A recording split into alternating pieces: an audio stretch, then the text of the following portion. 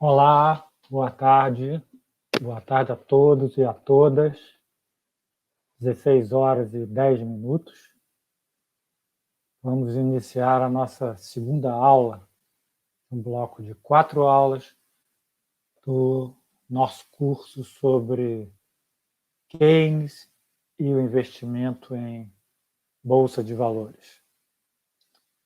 Bom, quero dizer que na aula passada houve um certo problema de transmissão, travou algumas vezes, e eu chequei aqui depois a velocidade da minha internet e estava muito ruim.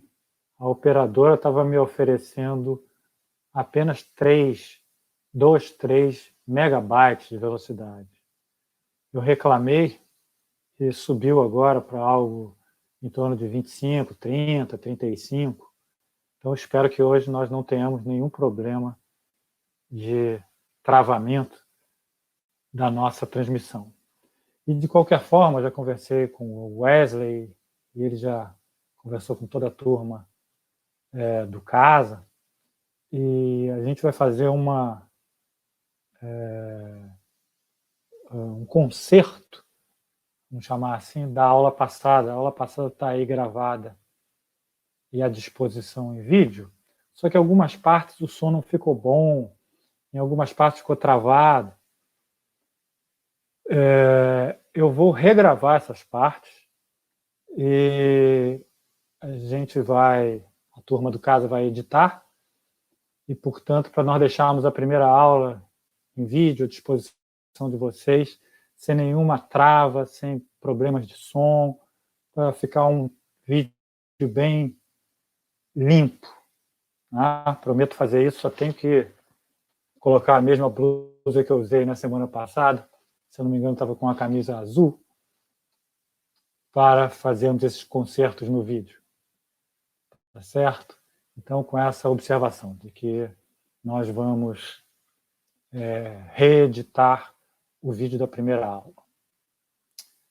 Bom, vamos iniciar aqui a nossa segunda aula, e nós terminamos a aula passada com esse tema, que era o tema de quais são os ganhos que se tem com ações, né? Eu cheguei a explicar alguns ganhos, ficaram faltando outros. Bom, não tem problema, fazer aqui só uma retomada do ponto que nós estávamos para darmos início, propriamente dito, na aula de hoje. Bom, então, relembrando, ganhos, a gente tem ganhos de capital, que é a valorização da ação, o preço de cada ação sobe, né? Então você tem um ganho de capital. Dividendos é a distribuição de lucros, feito na forma de transferência de recursos, né? Então, o que são dividendos? Dividendos são lucros que, numa empresa de capital aberto, esses lucros, quando são distribuídos, eles são chamados de dividendos. Nós ainda não explicamos juros sobre o capital próprio, não explicamos bonificação, mas já falamos, sim, sobre aluguel de ações. Então, vamos lembrar rapidamente aluguel de ações. Aluguel de ações é aquela situação onde você tem ações, em geral, isso vale para quem tem uma quantidade maior de ações, procura na sua corretora o local onde você diz um sim para a opção de se você está colocando suas ações à disposição para aluguel, e quem aluga a sua ação, ela aluga porque ela não tem essa ação e ela quer vender esta ação agora porque ela espera que o preço caia. Então, ela aluga de você, ela vende as ações, o preço caiu, ela recompra as ações com preço menor e te devolve. E todas essas operações são garantidas pela Bolsa de Valores. Você, no momento em que você alugou as suas ações, você está garantido que vai recebê-las de volta, porque a Bolsa de Valores é a fiadora dessa operação de aluguel. E você recebe também todos os proventos que ocorreram no período, dividendos, juros sobre capital próprio, bonificação. Se houve algum provento nesse período que as suas ações estavam alugadas, você recebe esses proventos.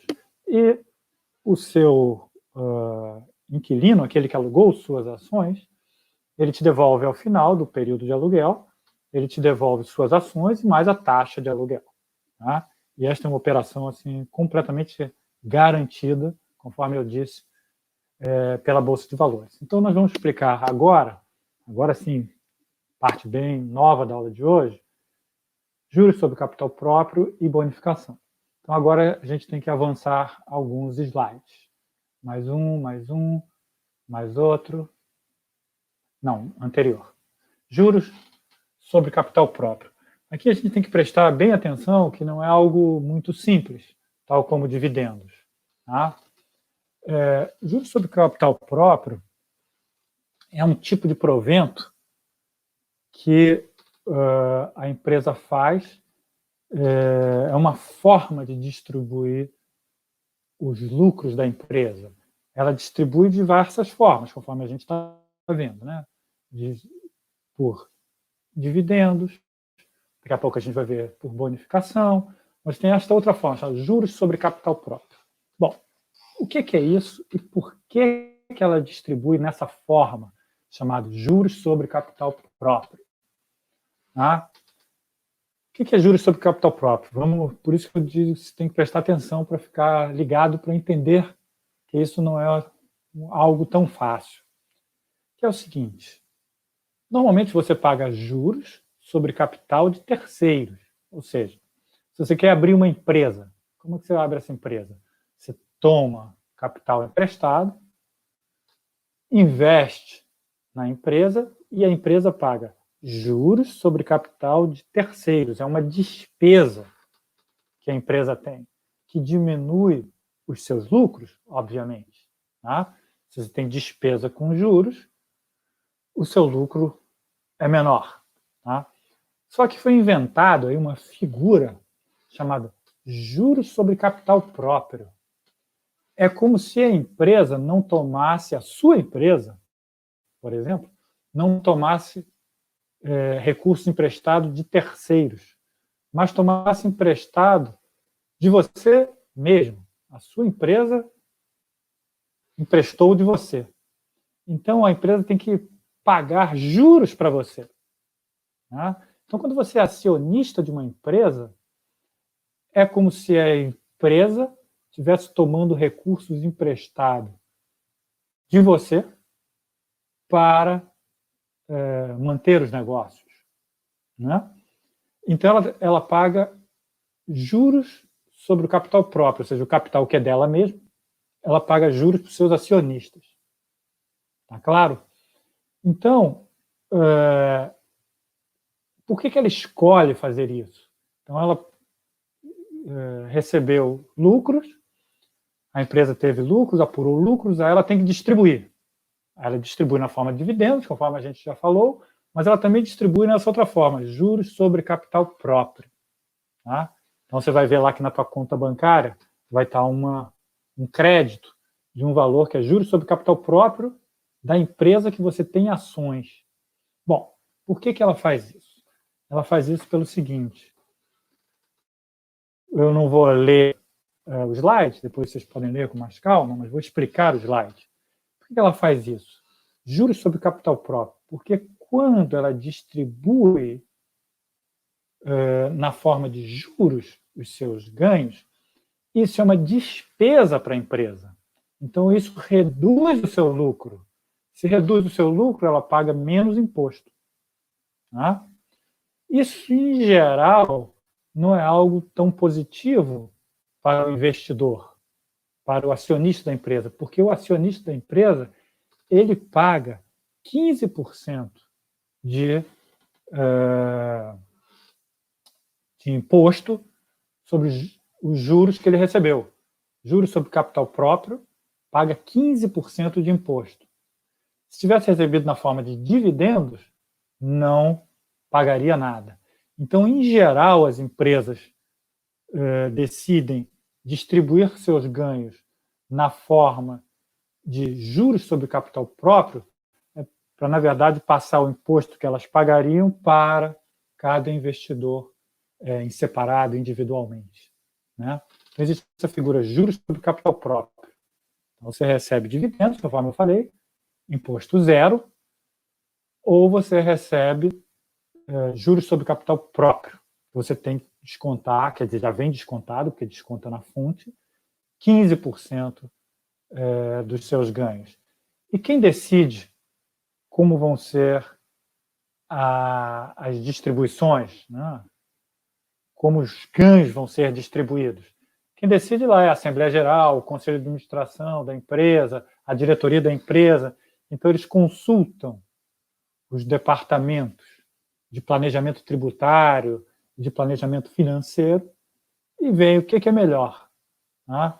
É pagar dividendos, distribuir dividendos, ou distribuir juros sobre capital próprio. Tá? Então, eles fazem da forma que a empresa pague menos imposto. Só que quando a empresa paga menos imposto, significa que você paga mais imposto. Tá? Então, isso é uma simples decisão tributária financeira da empresa, não é uma decisão aleatória. Bom, então espero que tenha ficado entendido o que é juros sobre capital próprio. Então, repetindo lá, você pode receber os ganhos da empresa em dividendos, juros sobre capital próprio, e a terceira é bonificação. Bonificação está no próximo slide. Bonificação é simplesmente o seguinte: no lugar de a empresa distribuir ganhos, esse é bem simples. No lugar de a empresa distribuir ganhos na forma de dividendos ou na forma de juros sobre capital próprio, ela distribui ações da própria empresa, né, proporcionalmente à quantidade, à sua participação acionária na empresa. Quem tem mais, recebe mais ações. Quem tem menos, recebe menos ações. Então, essa bonificação existe, é comum, bonificação de ações. Só para explicar rapidamente, isso é bem simples, mas explicar rapidamente, isso aí é quando a empresa ela quer incorporar no seu capital social as reservas que tem. O que ela faz? Ela incorpora no capital social e distribui ações. Então, é simples. Se você está precisando de recursos líquidos, dinheiro, cash, você vende as ações que recebeu. Essa que é a alternativa. Tá? Então, tem 3 formas aí de haver remuneração. Né? Dividendos, juros sobre capital próprio e bonificação. A outra forma de rentabilidade, que é a rentabilidade que eu mencionei, que é aluguel de ações. Aluguel de ações não é a empresa, é você né, alugando suas próprias ações. Tá? Não está relacionado com nenhuma decisão da empresa. Bom, então é isso aí sobre os proventos que você pode ter, que são 3. Um ganho, repetindo, que é ganho de aluguel, e outro ganho que você pode ter, que é o ganho de capital, que é a valorização das suas ações na Bolsa de Valores. Vamos passar para o próximo slide, então. Então, agora, aqui, vamos ver o que é o índice Bovespa. Então, todo dia a gente ouve falar aí, olha, subiu, desceu, está em não sei quantos mil pontos, caiu. Recentemente estava em 115 mil, 119 mil, não me lembro se bateu 120 mil, bateu próximo de 120 mil. E caiu, foi para 60 e poucos, agora deve estar em torno de 78, 80 mil pontos. O que é isso? Bom, esses 100 mil pontos, 80 mil pontos, é um número adimensional, sem nenhuma dimensão, né? Um número para você ter noção do movimento médio das ações na Bolsa de Valores. Movimento médio do valor das ações na Bolsa de Valores. Mas como é que se mede esse tal valor médio? Bom, aqui tem uma explicação importante que tem que se saber. Isso daí é uma cesta de ações, né? Que ações são essas que compõem essa cesta? São as ações que compõem aproximadamente 80% dos movimentos diários de transações na Bolsa de Valores. Então, as ações que são mais transacionadas na Bolsa de Valores, elas compõem essa cesta. Então, aqui no slide, eu estou citando algumas. Olha, faz parte a Petrobras, a Petro 4, né? A Vale, que é a Vale 3, a Ambev, que é a Bev 3, Itaú Unibanco, que é a Itubi 4, Banco do Brasil, BBAS 3. Então, essas ações são muito transacionadas dia a dia na Bolsa de Valores. Muito. Então, elas têm um peso muito grande. Então, todas elas, não são só essas, né, mas todas as que compõem a cesta chamada índice da Bolsa de Valores, elas têm mais ou menos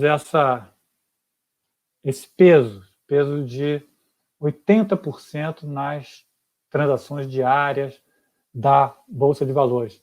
Uma explicação que é importante dar, que às vezes as pessoas se confundem, é que é um parênteses aqui na nossa explicação de índice Bovespa. Eu falei ali sobre Itaú Unibanco. As pessoas nem veem mais Itaú Unibanco, veem Itaú, né? Andam pela rua, veem as agências Itaú. Mas as ações se chamam Itaú Unibanco, que é Itubi 4, né? Bom, estou falando isso, que é um parênteses, para diferenciar o seguinte. Quando vocês estiverem olhando lá o book de ações, vocês vão ver uma que se chama Itaúsa, né? Itaú SA. Mas o que é Itaúsa? O que é Itaú Unibanco? Na verdade, é o seguinte, isso é um parênteses, hein, gente? É o seguinte, Itaú Unibanco são as ações do banco Itaú, esse que nós vemos nas ruas. Itaúsa, que todo mundo fala Itaúsa, mas é Itaú SA, né? É a holding que comanda o banco Itaú Unibanco e outras empresas. Então, tem duas ações que são vendidas na Bolsa de Valores, são negociadas na Bolsa de Valores. Itaú Unibanco e Itaúsa.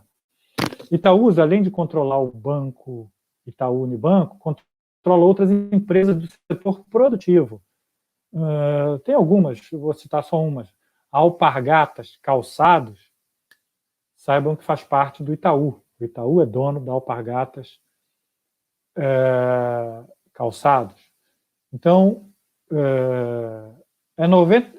da Itaúsa, 95%, mais ou menos, é Itaú Unibanco, e 5% são outras empresas do setor produtivo. Não só do setor produtivo, a Itautec, do setor produtivo também. Itautec, que faz tecnologia, pequenos equipamentos. Bom, algumas empresas fazem parte. Então, eu tenho essas duas. Fechando nosso parênteses, é só para não confundir entre Itaú Unibanco e Itaúsa, que existe também na negociação da Bolsa de Valores. Bom, esse índice Bovespa ele é reavaliado a cada 3 meses e é ajustado o peso das ações dentro desse índice. Por que se faz isso? Porque se mede, na verdade, o valor negociado nesses 3 meses para fazer o ajuste. Então, ali dentro tem que estar as maiores com maior peso. Então, é isso que se faz, é ajustar os pesos de acordo com as negociações que foram feitas nos últimos 3 meses. Então, esse índice da Bolsa de Valores, Ibovespa, Bovespa, ele é como se fosse o benchmark, a referência para renda variável no Brasil, renda da Bolsa de Valores. Então, quando alguém fala assim, a Bolsa de Valores ano passado rendeu ações, investimento em ações, a Bolsa de Valores rendeu 35%, significa que ele está pegando a variação do índice Bovespa no período, ok? Agora vamos pensar aqui, olha só para vocês terem uma ideia do que eu disse, aí eu marquei aí Ambev. Ambev tem essa quantidade aí extraordinária de ações, né? 4 bilhões de ações, mais de 4 bilhões de ações na Bolsa de Valores, e ela tem um peso de negociação, na negociação total, dentro do índice Bovespa, de 4,6%. Então, se o preço dela cai ou sobe de forma, vamos dizer assim, intensa, ela captura essa variação com um peso de 4,6 para o índice Bovespa. Tá? Então, daqui a pouco a gente vai ver que existe uma forma de você comprar um ativo, que, na verdade, esse ativo ele é nada mais, nada menos do que ter, em média, esta cesta que representa a Bovespa. Vamos mudar de slide.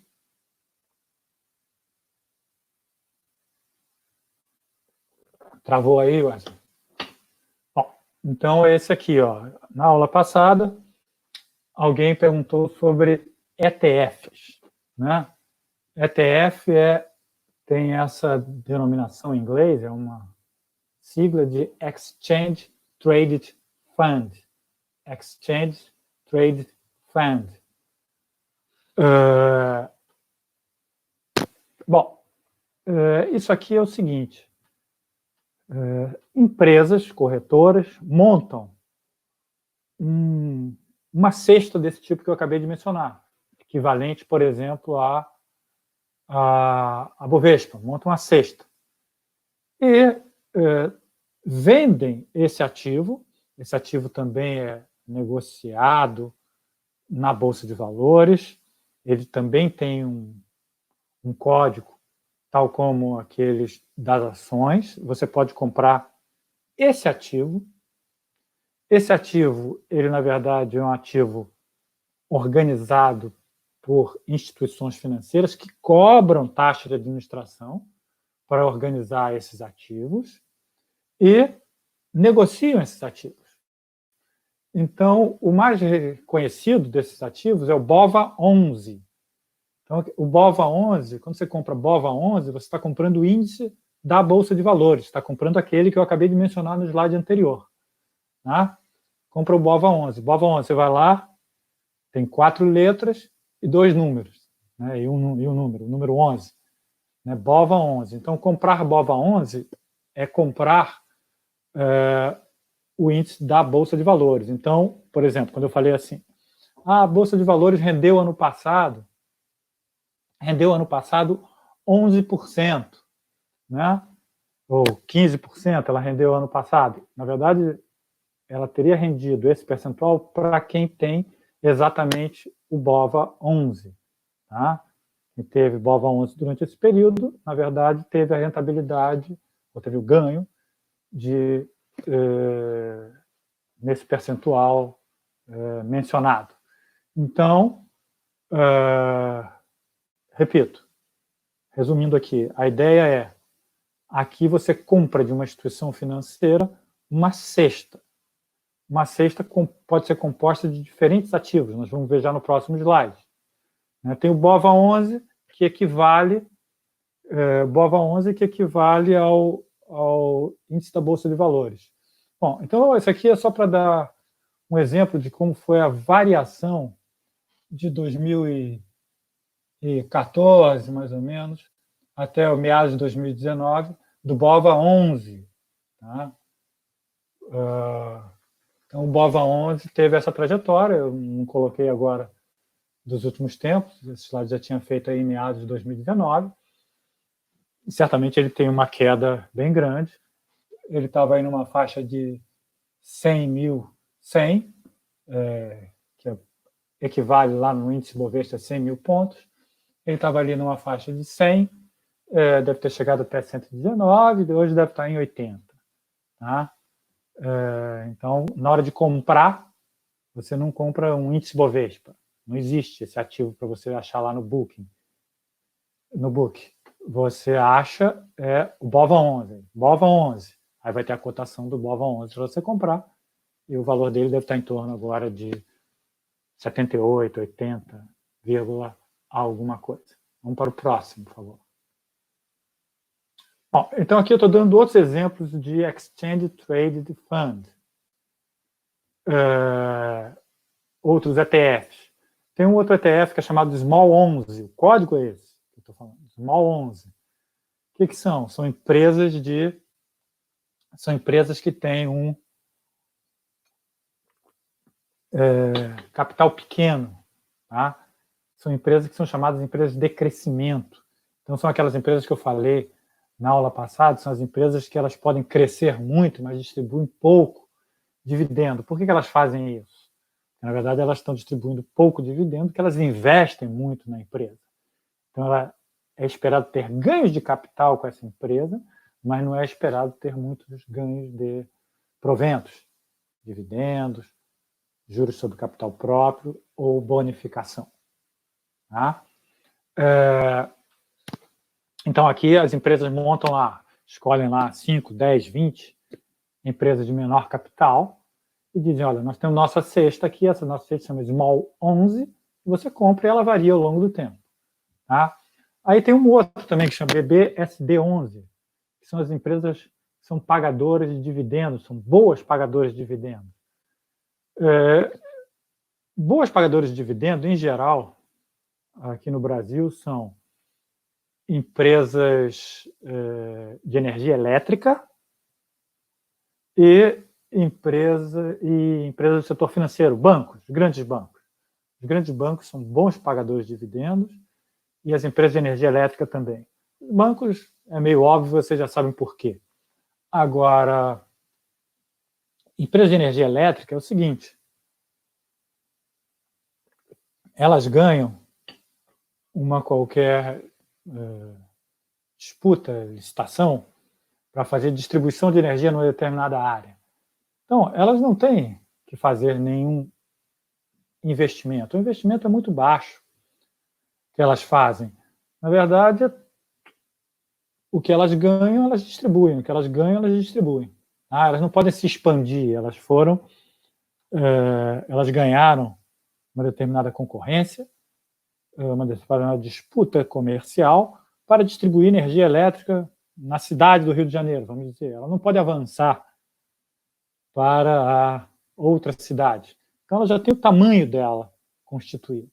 Então, o investimento que ela faz não é um investimento de ampliação, portanto, ela distribui bons dividendos. Tá? Então, é isso. Quando você compra Small 11, são empresas de crescimento. Quando você compra BBSD 11, você está comprando empresas de distribuição de dividendos. Índices, tipo esses aqui, eles não pagam proventos. Índices você tem ganhos pela sua valorização, ou perda de acordo com a sua desvalorização. Quando você compra um índice, você não é remunerado. Tá? Você não é remunerado com dividendos, proventos, porque isso aqui é um papel, não é um pedaço de uma empresa. Então, bem, quando você compra ações de uma empresa, você está comprando um pedaço da empresa. Você compra ações do Bradesco, você é sócio do Bradesco, tem um pedacinho do Bradesco. Aqui não. Aqui você está comprando um índice. Tá? Está comprando um índice. Então você ganha de acordo com a valorização ou perde se houver desvalorização. Não há distribuição de proventos em Exchange Traded Fund, ETFs. Ok? Vamos passar à frente. Aqui é só para mostrar também a variação da Small 11 aí até o dia 15/7/2019, e é a mesma coisa desde mais ou menos 2014 até esse prazo, até esse termo, essa data. Bom, repito, também não sei como é que está o Small 11, mas deve ter caído bastante, tá, nos últimos tempos. Aqui dá uma sensação de que as coisas estavam crescendo, crescendo, crescendo, crescendo e não pararam. Não. Todo mundo sabe que nos últimos 2 meses, há 2 meses atrás, houve uma queda extraordinária das ações e, portanto, o Small 11 deve ter caído também. Vamos para o próximo. Bom, vamos ver aqui o que são blue chips, uma outra gíriazinha,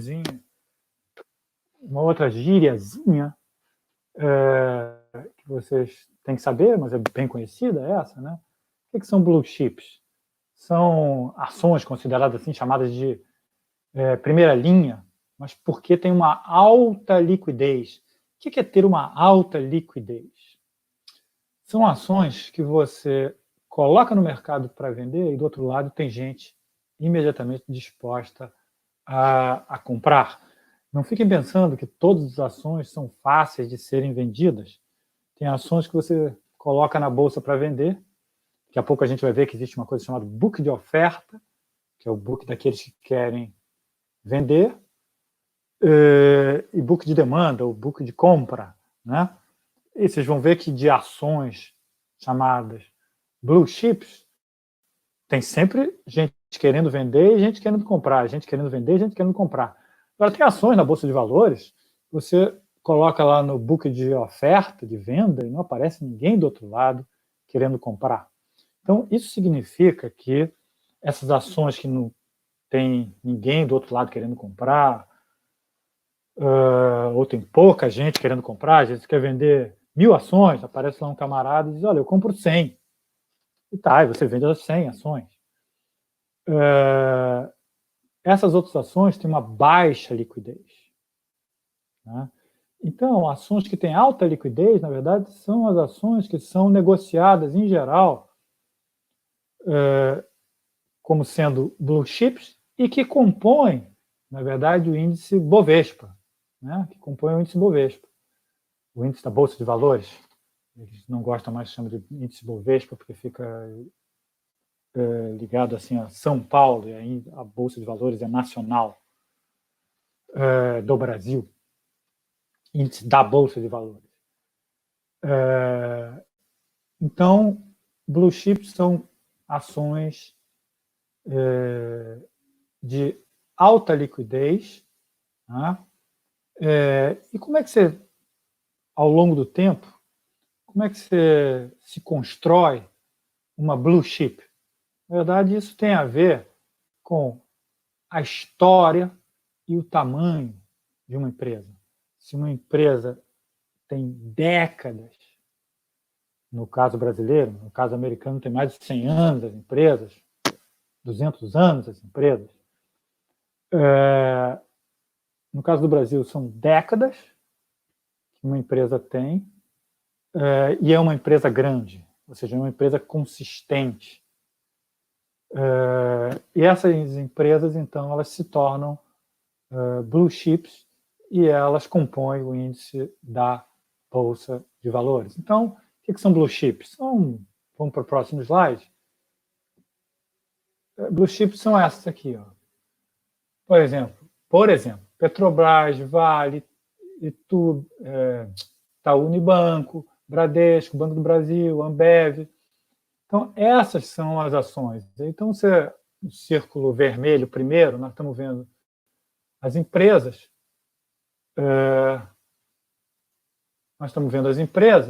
E no segundo círculo nós estamos vendo assim, o percentual médio de transações que elas participam diariamente na Bolsa de Valores. Tá? Então, olha só, Petrobras está na minha primeira linha e na minha última linha.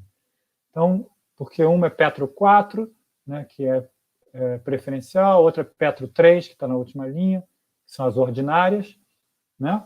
Então, olha lá, somando as duas, dá mais de 15% que a Petrobras ocupa no montante de transações diárias, em média, na Bolsa de Valores. Então, blue chip é isso. Blue chip é quem é grande, quem tem história e quem tem negociação em volumes extraordinários dia a dia na Bolsa de Valores. Vamos para o próximo. Bom, agora vamos ver algumas coisas aqui que são importantes para operar em Bolsa de Valores e para entender muitas coisas que nós temos ainda para falar sobre investimento em participações acionárias. Bom, vamos ver corretagem, custódia e tributação. Como é que isso é aqui no Brasil? Bom, custódia é quanto que a tua instituição financeira, a tua corretora, o teu banco, cobra de você por simplesmente você ter ações. Né? É como se ela estivesse guardando suas ações. Isso, como eu falei para vocês, eu opero com instituições que não cobram nem custódia e nem corretagem. Isso não tem nenhum sentido ser cobrado, porque isso, na verdade, é uma linha no computador da empresa. Tinha sentido no passado, custódia, porque custódia no passado tinha sentido pelo seguinte: quando você comprava ações de uma empresa ou títulos públicos, você comprava um papel de verdade, impresso na Casa da Moeda. E é como se fosse assim um diploma de graduação ou de... Em geral, na graduação, aquele diploma todo bonito, de mestrado, de doutorado, né? Aquele diploma impresso com aquele papel sofisticado. Então, quando você comprava ações, você comprava esses papéis. Você tinha que deixar em algum lugar. Então, as pessoas custodiavam suas ações em um banco, ou seja, elas tinham um cofre de verdade. Elas iam lá com a chave, elas recebiam a chave, elas abriam o cofre e guardavam seus papéis lá e fechavam o cofre. Então, as pessoas alugavam um cofre em bancos para deixar lá joias, títulos públicos, ações. Então, o banco alugava um espaço físico dele. Né? Hoje em dia não é isso. Hoje em dia é uma célula digital, virtual, que o custo é nulo. Né? Então, algumas empresas cobram custódia. Tenham cuidado e, como eu disse lá no início da primeira aula, fujam disso. Qualquer empresa que cobrar custódia, na verdade, está diminuindo a rentabilidade do seu investimento. Fujam de custódia. Corretagem é o quê?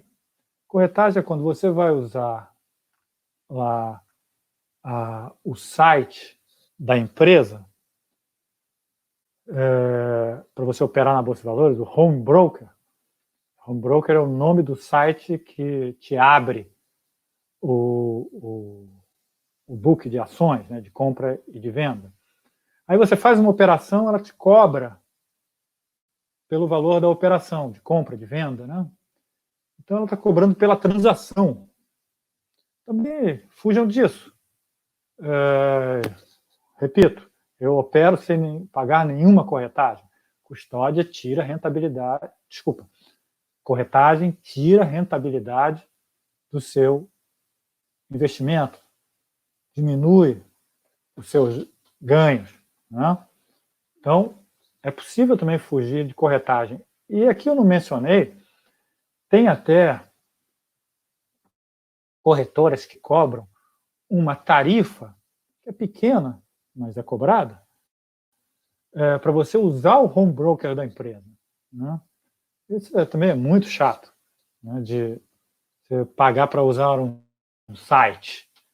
Mas tem umas que cobra corretagem, custódia e tarifa para uso do home broker. Repito, fujam disso.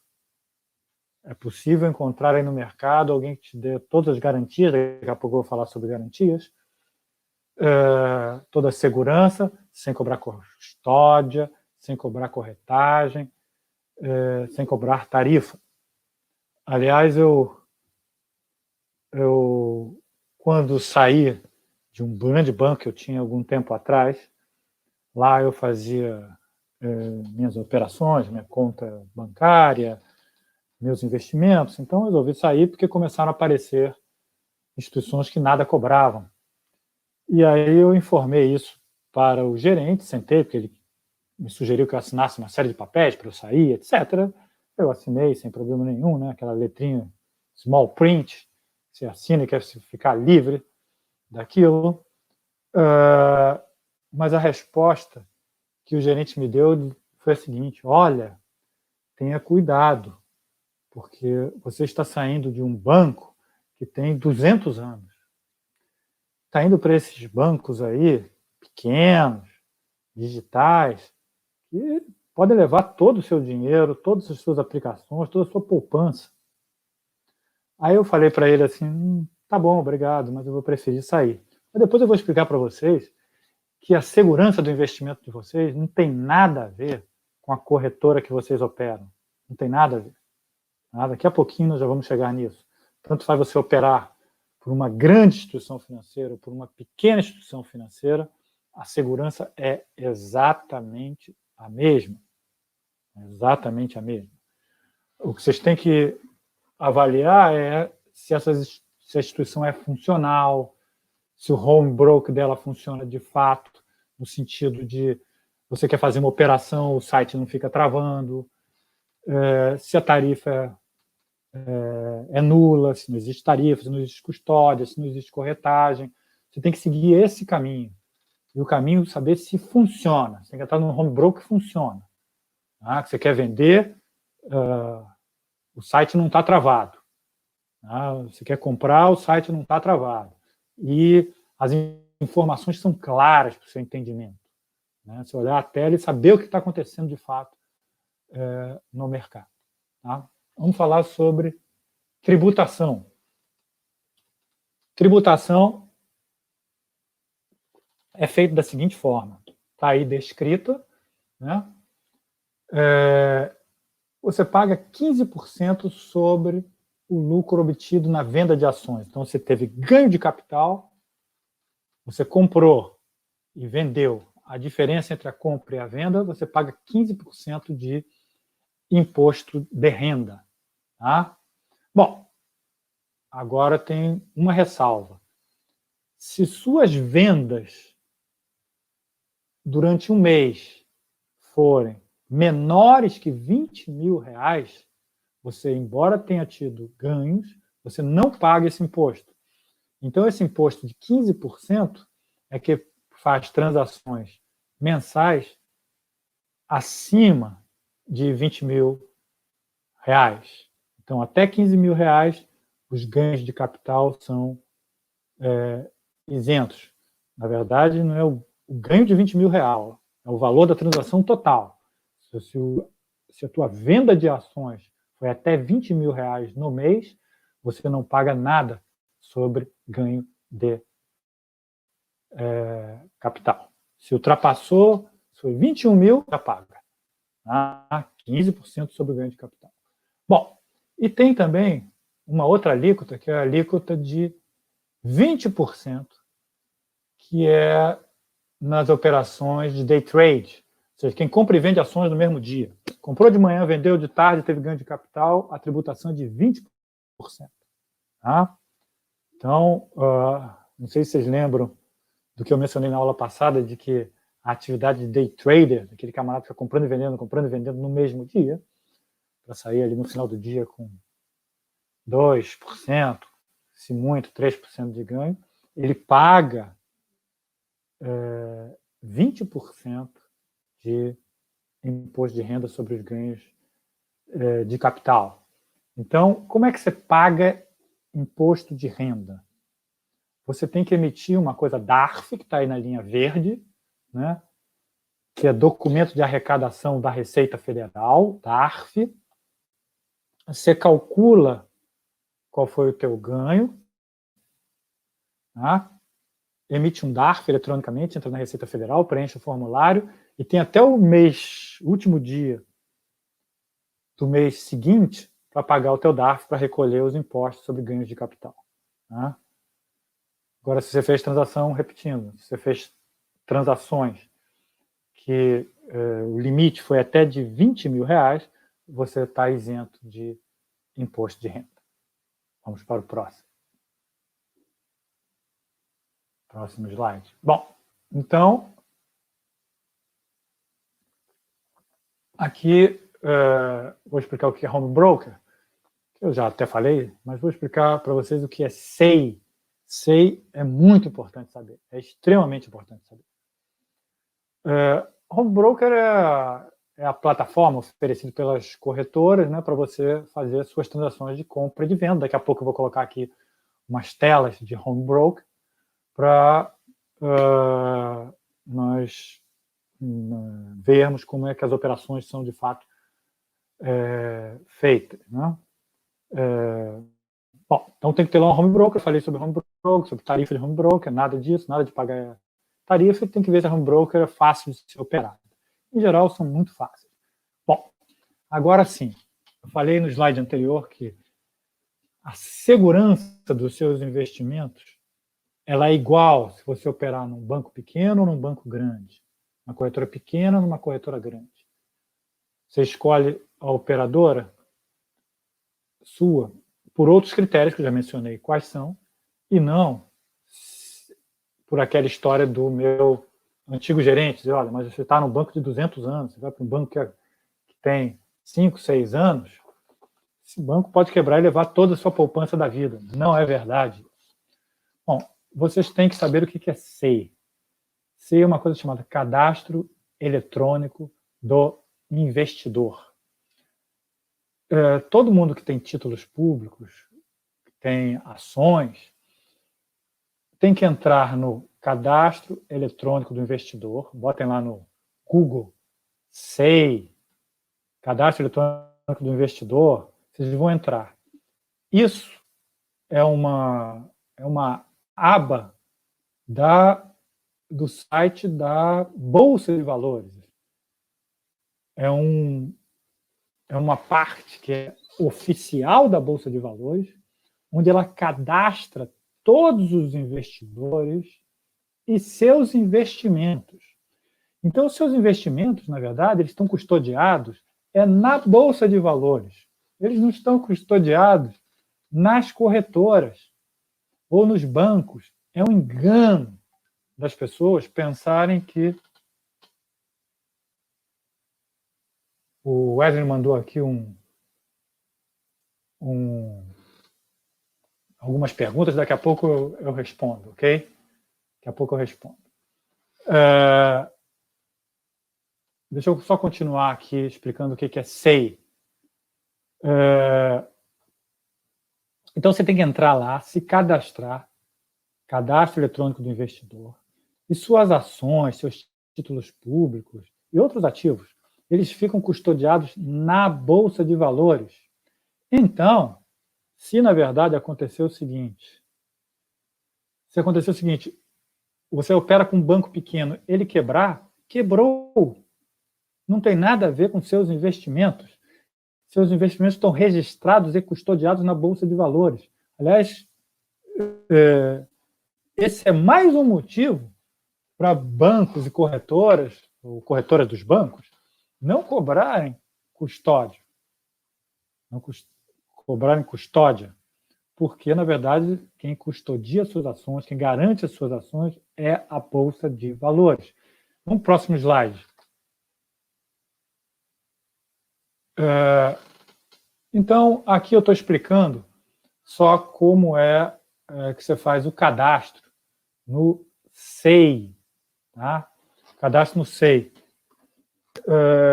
Mas é simples, né? Eu não vou ficar lendo aqui slide, você entra lá no portal do SEI, se cadastra e você vai se achar lá. Se você tem ações, você tem uma ação, você tem 2 ações, você tem 1000 ações, você vai estar o seu nome, o seu CPF, dizendo quais ações que você tem. Se o seu banquinho ou se o seu bancão quebrar, não importa. Isso não tem nada a ver com seus investimentos. Seus investimentos estão custodiados na Bolsa de Valores. Agora, uma questão muito importante que eu vou mencionar. Quando você faz uma operação usando o home broker, diz, ó, compro aqui, quero comprar 100 ações da Petrobras. Se eu comprei 100 ações da Petrobras, 2 dias depois, você tem que olhar lá no SEI para saber se a sua corretora, se o seu banco ele registrou a sua operação na Bolsa de Valores, para saber se de fato ele fez a operação. Aí é uma outra coisa, é uma malandragem, é um crime você dizer que comprou e o banco diz para você, ok, você comprou. Aí você olha lá no seu extrato da corretora, está lá. Mas você tem que olhar se está no extrato da corretora, ok, ótimo. Mas você tem que olhar, em última instância, na verdade, se está no cadastro eletrônico do investidor da Bolsa de Valores. Isso é muito importante fazer. Todos os investimentos que você tem, não basta olhar no seu extrato da corretora. Você tem que olhar se está registrado lá no SEI da Bolsa de Valores. Vamos para o próximo, que eu vou dar até um exemplo. Olha só como é que aparece. Aparece assim, ó. Aparece cadastro eletrônico do investidor, aparece o site, B3. Você coloca aqui a sua senha, coloca o seu CPF e a sua senha. Aí clica e vamos para o próximo. Aí quando você vai para o próximo, aparece aqui os seus investimentos. Segundo a Bolsa de Valores. Não é segundo a sua instituição, não. Então aqui, se alguém olhar de pertinho, vai ver lá que isso daí é até do meu, que eu tirei há algum tempo atrás. Então, para confirmar o que eu disse na aula passada, que eu, na verdade, grande parte dos meus investimentos, eu não tenho uma quantidade assim tão grande, mas tem uma quantidade pequena, para falar a verdade. Mas dessa quantidade pequena, a maior parte, a grande parte dessa quantidade pequena está em títulos da dívida pública. Só uma parte pequena está em ações. Então está aqui, olha lá, cerca de 88% em títulos públicos e 11% só em ações. Quando as ações se valorizaram nos últimos tempos, então, conforme eu falei na aula passada, quando a Bolsa despencou aí há um mês e meio atrás, eu estava com 20% de investimento em ações, né? E aí cortou pela metade, perdeu 40%. Na verdade, o que aconteceu ali foi uma redução do valor dos meus investimentos, na verdade, de 40%, 50% do total de ações, mas apenas de 10% da minha poupança feita ao longo da minha vida. E aí, se você clicar depois do lado direito, aqui onde tem os ativos, vai aparecer exatamente quais são os títulos públicos que você tem, quais são as ações que você tem, a quantidade e o valor de cada um. Então, tem lá o tipo de título público que você tem, a quantidade e o valor. A mesma coisa, cada ação. Tem a empresa, tem o tipo, se é ordinária, se é preferencial, tem a quantidade, tem o valor no dia. Tá? Então, é isso aqui que é a sua garantia. Sua garantia não é se é um bancão ou se é um banquinho, se é uma corretora grande ou se é uma corretora pequena.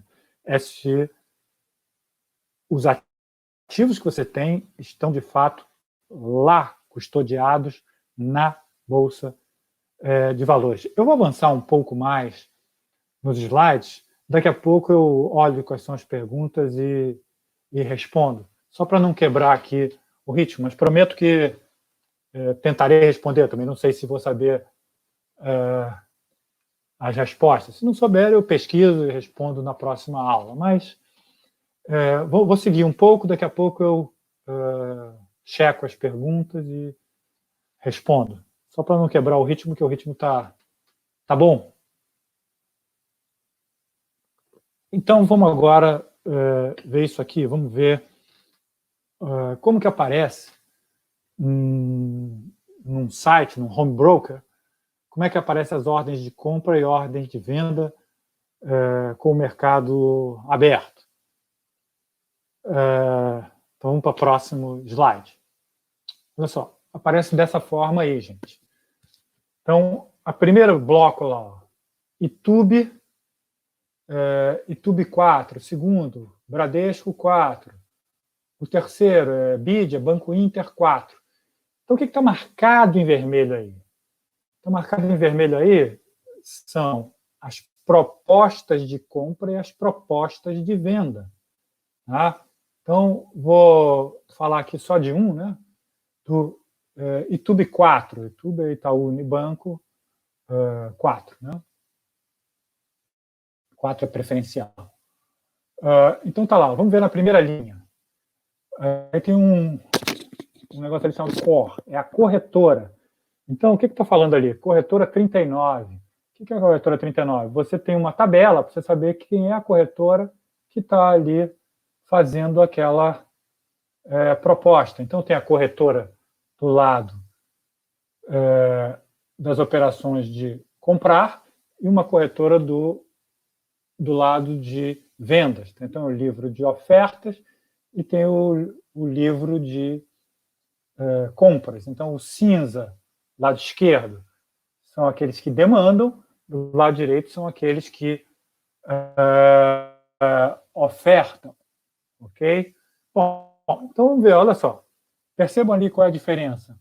O YouTube 4, na primeira linha. Então, alguém está querendo ali ofertar por R$ 36,45, alguém está querendo comprar por R$ 36,44. Então, está a diferença ali de 1 centavo. Ou de um subir 1 centavo, ou de outro descer 1 centavo para a transação ser feita.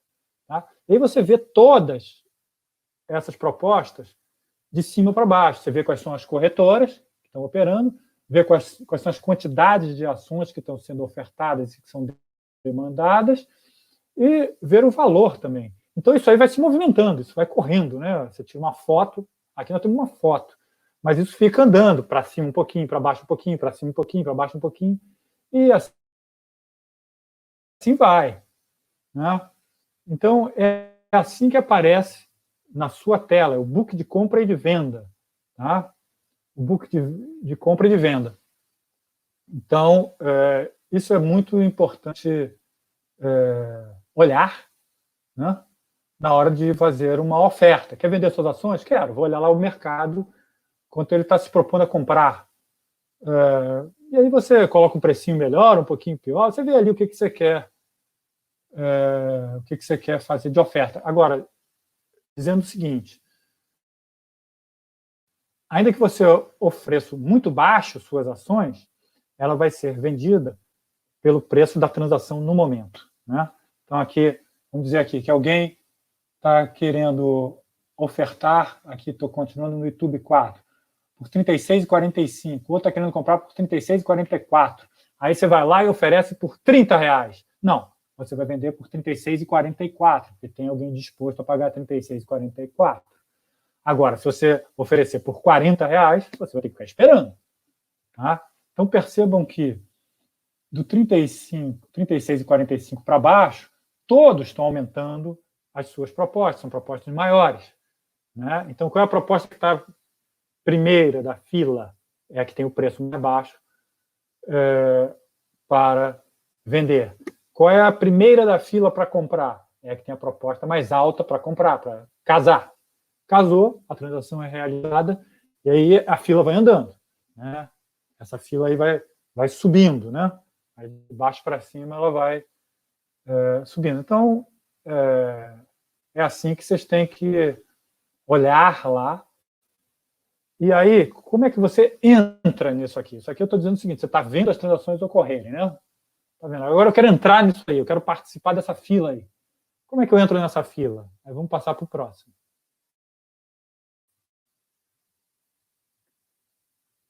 Então, aqui, ó. Você tem que fazer lá, e tem uma parte no seu home broker que são ordens. Ordens de compra e ordens de venda. Eu botei aqui uma ordem de compra. Né? Uma ordem de compra. Aí você vai lá e bota. Ó. COV, compra. C, compra. Papel, BID 4, que é Banco Inter, 4. Quantidade, estou querendo comprar 100. Preço. Aí você diz, eu estou disposto a comprar por R$ 12,98. Está aberto que é o seguinte, não foi executado. Então está aberto, status aberto, quantidade executada, que é a próxima linha, 0. Origem web, porque você fez a operação pela web, fez a ordem pela web, né? Tem aqui a data e o horário. Né? Então, quando você faz isso, a sua proposta vai para aquela fila. Vai para aquela fila, então entra lá.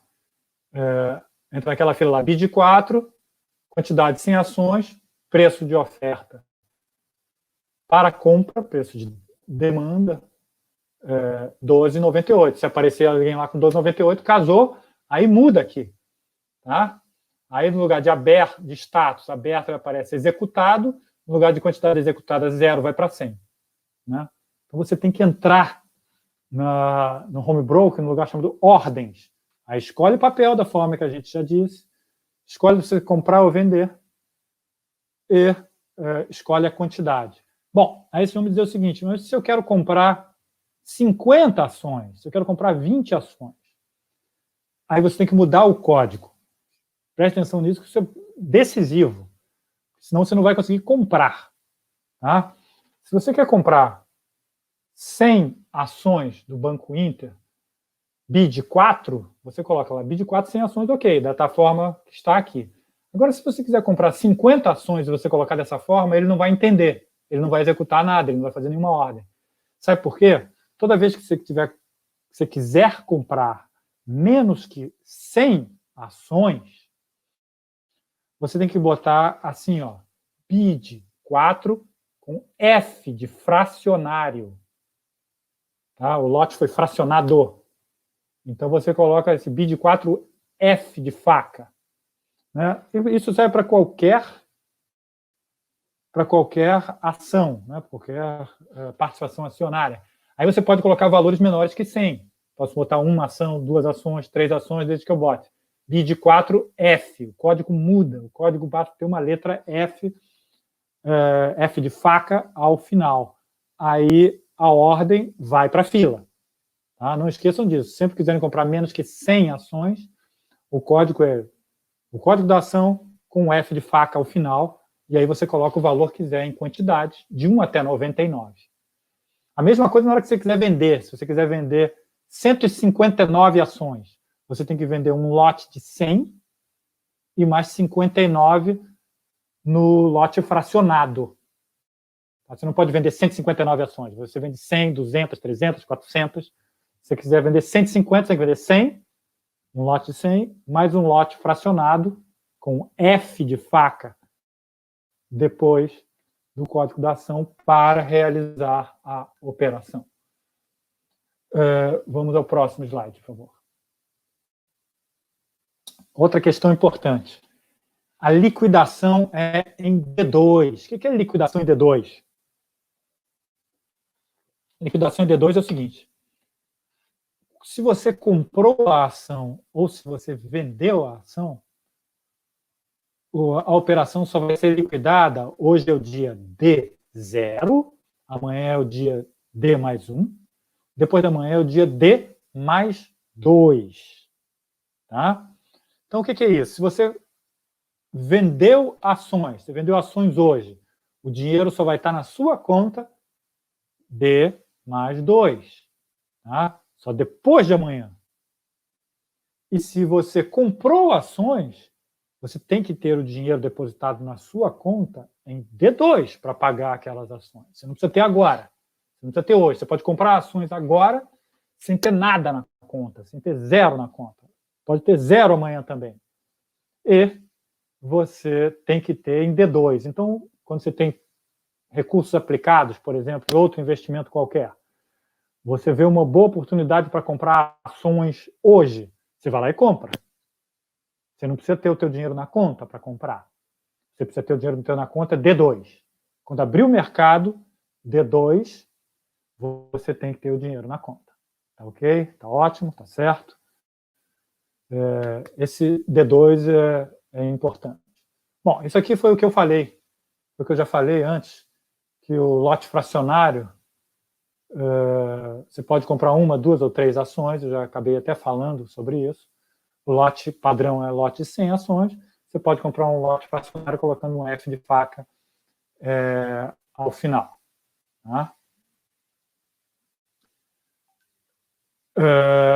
Vamos para o próximo. Bom, já falei um pouco sobre liquidez das ações, mas é importante só repetir, porque aqui vamos fazer uma diferença com títulos públicos, embora o nosso curso não seja sobre títulos públicos. É importante saber algo sobre essa diferença. Olha só, ações, conforme a gente já falou, elas têm liquidez diferente, as ações.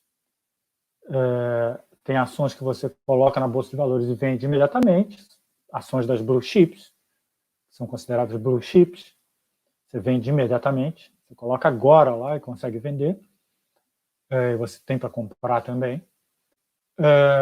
E tem ações que não. Então, conforme eu já disse, as ações que você tem mais dificuldade de vender têm uma liquidez mais baixa. Por quê? Liquidez, na verdade, pessoal, é o seguinte, é o número de potenciais demandantes.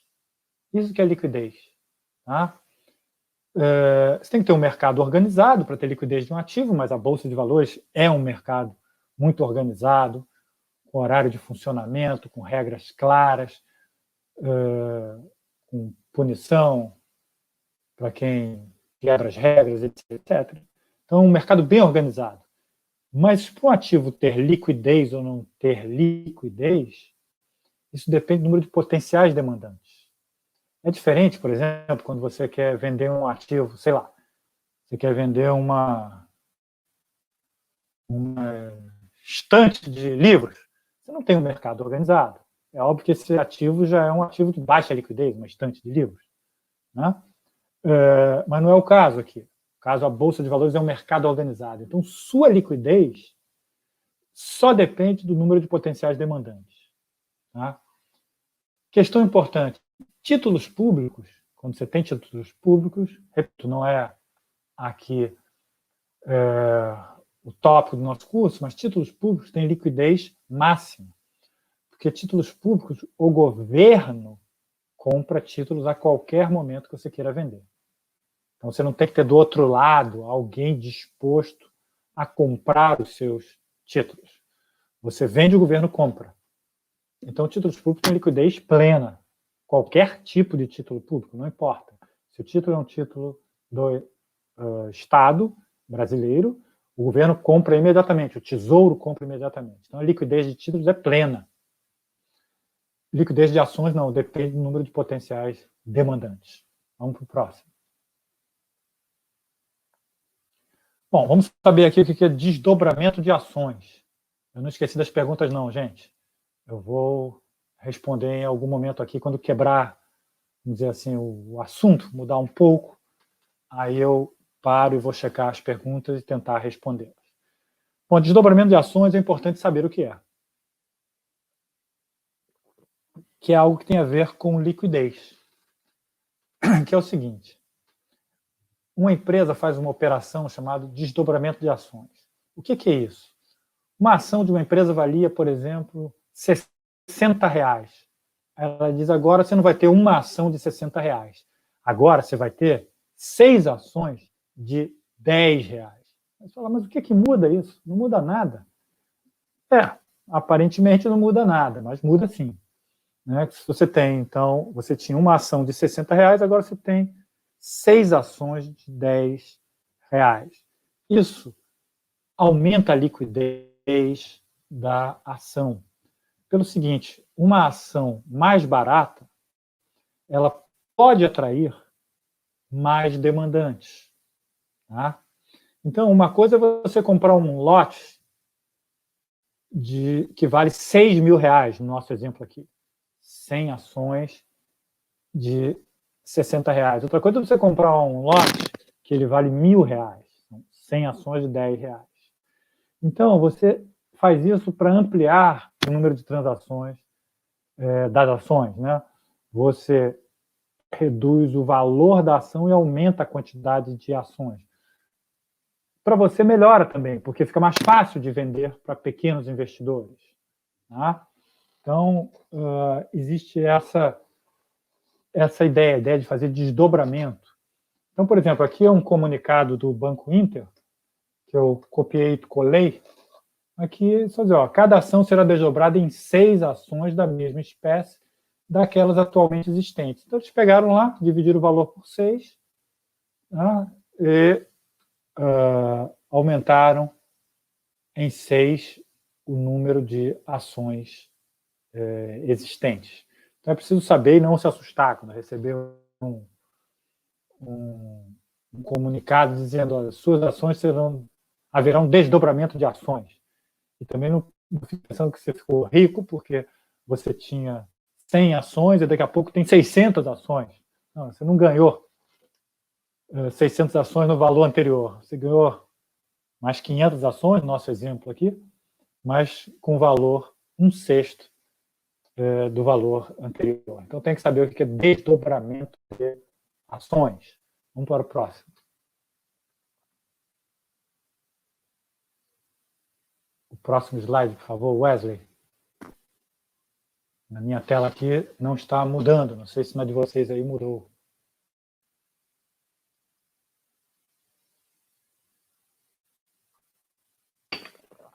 Enquanto está preso na tela aqui, vou logo responder aqui a uma pergunta, olhando aqui da Eduarda. Eduarda pergunta aqui: a liquidez de uma ação pode ser afetada se a venda dela for fracionada? Não. Você pode colocar lá 20 ações que elas são rapidamente vendidas, você pode colocar 1000 ações que elas são rapidamente vendidas se ela é da Petrobras, por exemplo. Se ela é de uma empresa completamente desconhecida, ela terá uma liquidez mais baixa, 20 ou 100. Agora, eu diria que essas empresas de baixa liquidez, essas ações de baixa liquidez, melhor você tentar vender num volume menor, né? Mas não tem nenhum efeito,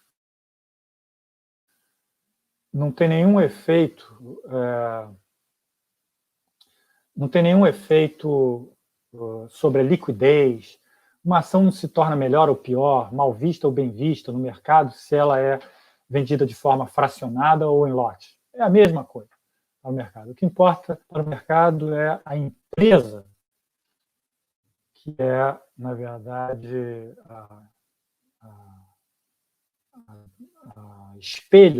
a empresa espelho daquela ação, né? Deixa eu ver se tem mais alguma aqui. Sim. Então, voltando aqui. Tentar responder aqui, já que estou vendo que entrou aqui no... Estou olhando aqui o chat. Aí estou vendo aqui... Tem aqui uma. Vamos ver aqui. Tem como transferir as ações de uma corretora para outra? Sim, deve fazer isso. Tem como fazer isso. Você tem que ir na sua corretora e dizer o seguinte: olha, eu quero preencher um formulário de transferência. Existem formulários, você preenche, você diz quais são as ações que você tem, ele checa quais são as ações que você tem, são aquelas mesmas, ele transfere. Tá?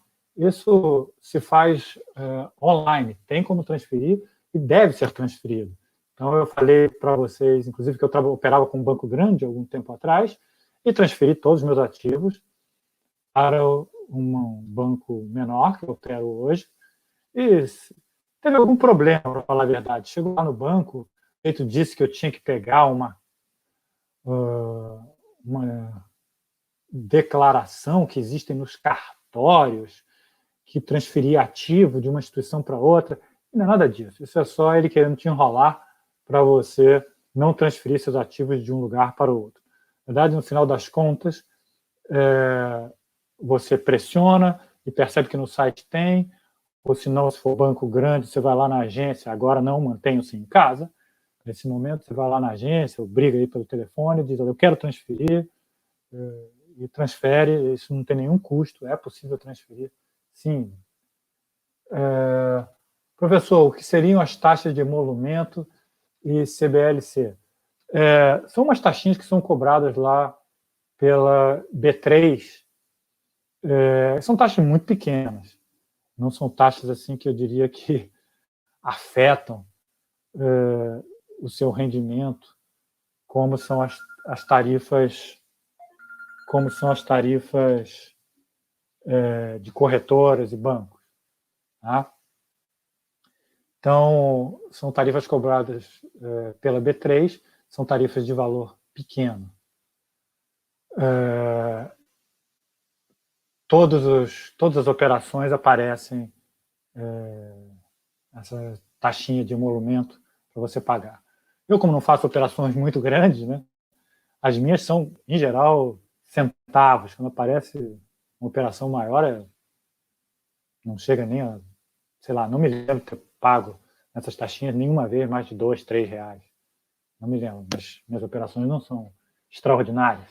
Mas mesmo assim eu considero que é um valor muito baixo que tenha, eu diria que é desprezível para abater negativamente o seu ganho no seu investimento.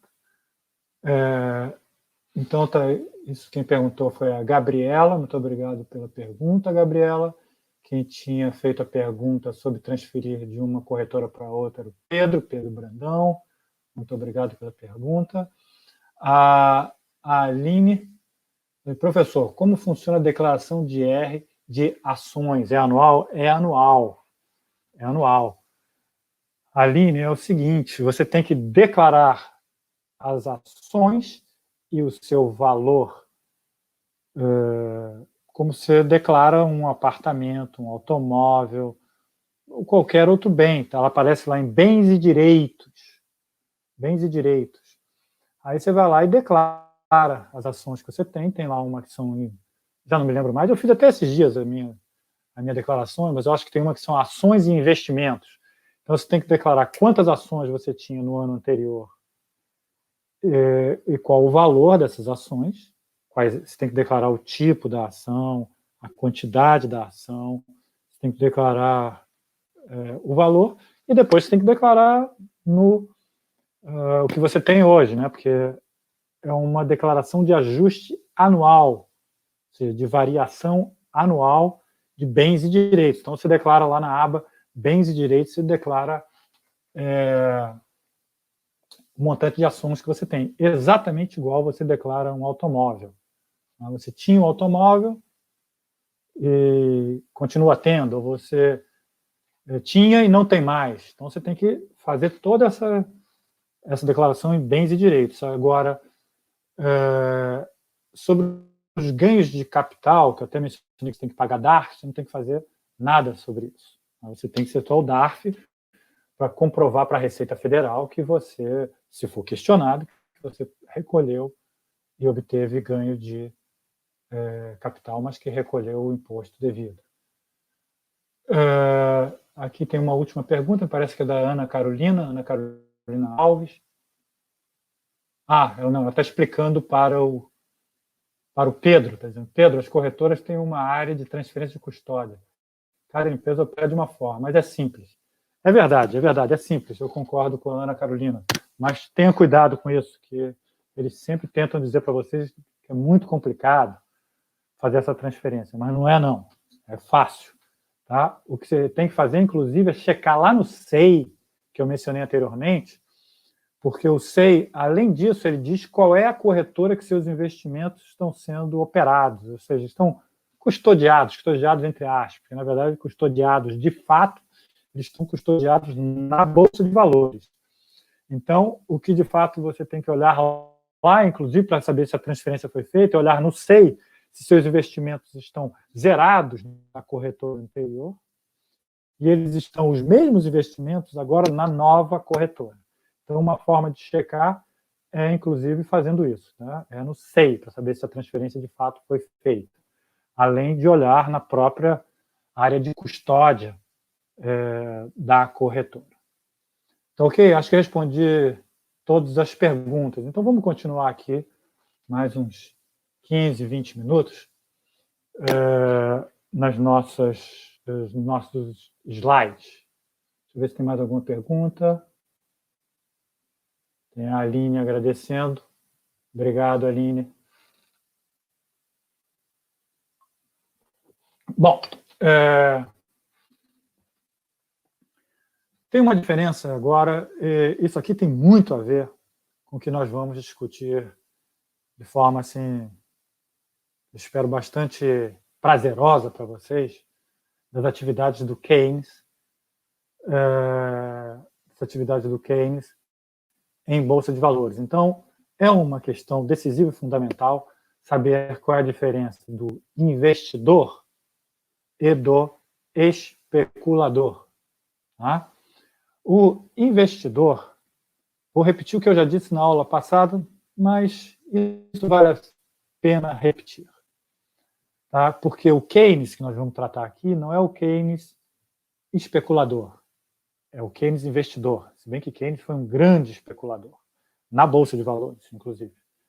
Mas esse não é muito a fase da vida do Keynes que tenha me dado grandes inspirações, tanto para a macroeconomia quanto para o investimento. Então, investidor é aquele que é sócio da empresa. Ele, de fato, ele tem esse sentimento, né? Então, ele tem que entender minimamente da empresa que ele é sócio. Assim como quando você é sócio de uma padaria, você tem que se envolver com a padaria, para você entender. Você é sócio, atualmente está aparecendo muito essa ideia de ser sócio de cervejaria artesanal. Você tem que entender do negócio. Você não pode botar o seu dinheiro e virar de costas. Né? Seu dinheiro não vai crescer na mão dos outros, vai crescer na sua mão. Então você tem que entender do negócio. O que significa entender do negócio? Significa, de fato, você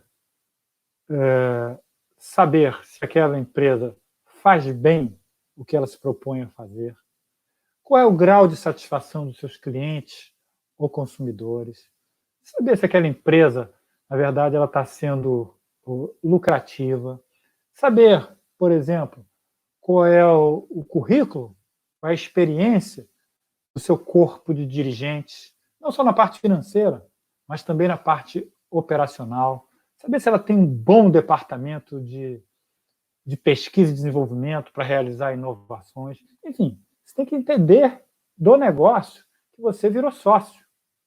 Porque eu penso que ações, você não compra ação hoje para vender amanhã. Se você comprar ação para vender hoje ou vender daqui a um mês, você está sendo um especulador. Se você comprar ação hoje para vender hoje mesmo, nós já vamos ver, isso se chama um day trader, você é um especulador. Se você compra hoje para vender daqui a um mês, você é um swing trader, é um especulador também. Você não quer nem saber do negócio, se o negócio vai bem ou se o negócio vai mal. Quer saber é se o preço que você comprou é mais baixo do que o preço que você vai vender.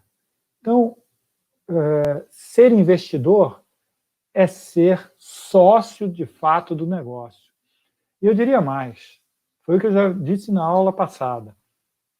Você tem que ser sócio daquele negócio que você admira, aquele negócio que você quer ver florescer na economia. Tá?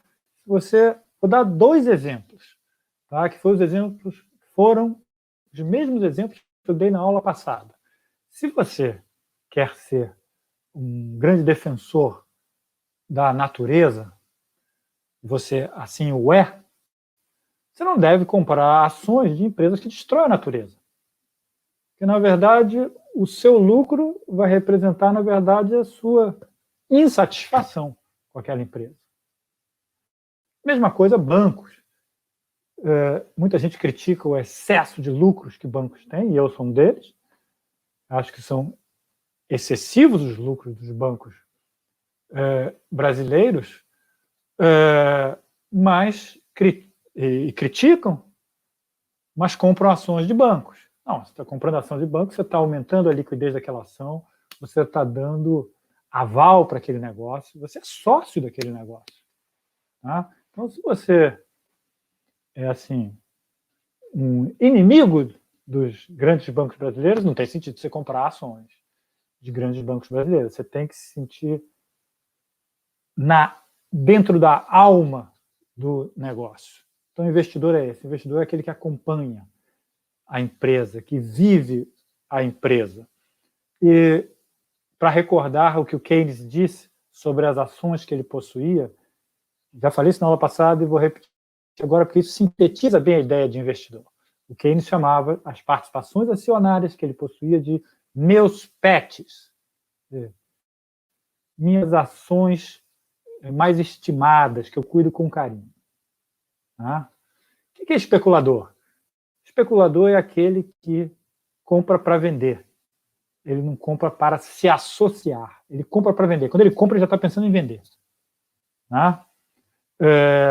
E ele faz isso com uma ação, mas ele pode fazer isso ali com um automóvel, com qualquer objeto. Na verdade, ele está interessado na diferença entre preço de compra e preço de venda, e não no negócio. Se o negócio é uma empresa destruidora de meio ambiente, se é exploradora de trabalhadores, se explora trabalho infantil, ele não está preocupado com nada disso.